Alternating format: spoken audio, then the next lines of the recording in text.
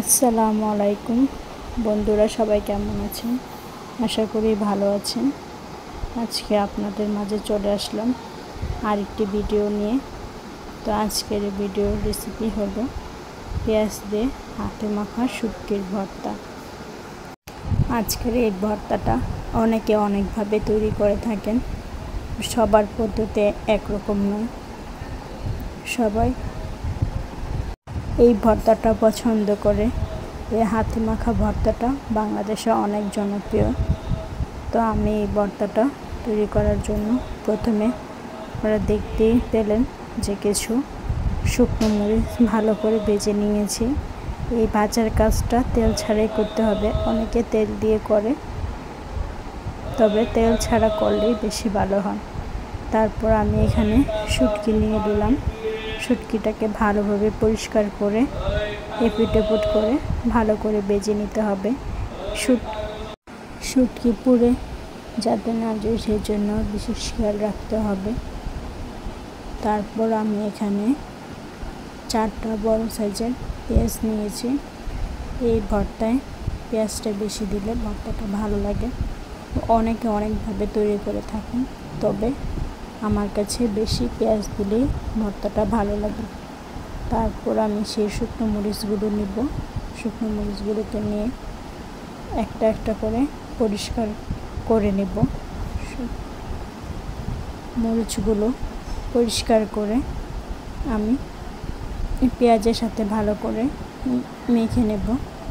এই মরিচ পরিষ্কার করা এবং মাখানোর কাজটা করার সময় আপনারা একটু সতর্কতা অবলম্বন করবেন, কারণ অনেকেই আছে যে শুকনো মরিচের যে গন্ধটা আসে সেটা সহ্য করতে পারে না।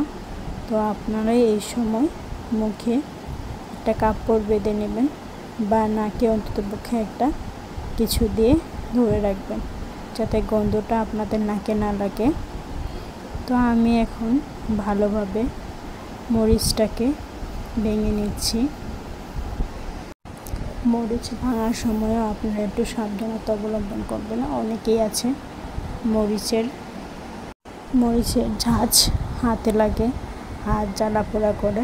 তো আপনারা চাইলে হাতে গ্লাভস পরে নিতে পারেন। গ্লাভস পরলে তখন আর হাত জ্বালা পোড়া করবে না। আবার আপনারা আরেকটা কাজ করতে পারেন, যাদের ঘরে গ্লাভস নেই তারা হাতে একটা পরিষ্কার পলিথিন পেঁচিয়ে মরিচটাকে ভেঙে নিতে পারেন। তো আমি এখন পেঁয়াজের সাথে মরিচটা ভালোভাবে মেখে নেব। একটু লবণ দিয়ে দিলাম। লবণ দিয়ে ভালো করে মাখতে হবে। এই মাখার কাজটা খুব মনোযোগ দিয়ে করতে হবে। এ সময় কোনো ফাঁকিবাজি করা চলবে না। পেঁয়াজটা মরিচের সাথে ভালো করে ডলে ডলে মেখে নিতে হবে। যখন দেখবেন যে পেঁয়াজটা একটু নরম হয়েছে এবং পেঁয়াজ থেকে হালকা একটু পানি বের হচ্ছে, তখনই বুঝতে পারবেন যে আপনার মাখাটা হয়ে গেছে। আমার মাখাটা এখনও হয়নি, তাই আমি আরেকটু মেখে নিলাম। এই ভর্তার নাম যেহেতু হাতে মাখা ভর্তা, তো এখানে মাখানোর কাজটা খুব ভালোভাবে করতে হবে। আমি আরও ভালোভাবে মেখে নেব। শুধু এই ভর্তা না, যে কোনো ভর্তার ক্ষেত্রে মাখানোটা খুব গুরুত্বপূর্ণ। ভর্তায় পেঁয়াজ মরিচ যত ভালোভাবে মাখানো হবে, ভর্তার স্বাদ তত বেশি ভালো হবে। তো আমি এখন আমার শুটকিটা দিয়ে দেব। একে একে একটু একটু করে সবগুলো শুটকি দিব। তো একে একে সবগুলো শুটকি দিব। শুটকিটা দেওয়া হয়ে গেলে আমি খুব আলতো হাতে আস্তে আস্তে চেপে চেপে ভর্তাটা মাখাবো। এই মাখানোর সময় একটু সাবধানতা অবলম্বন করতে হবে, কারণ শুটকির কাঁটা আছে, কাঁটা হাতে লেগে যেতে পারে।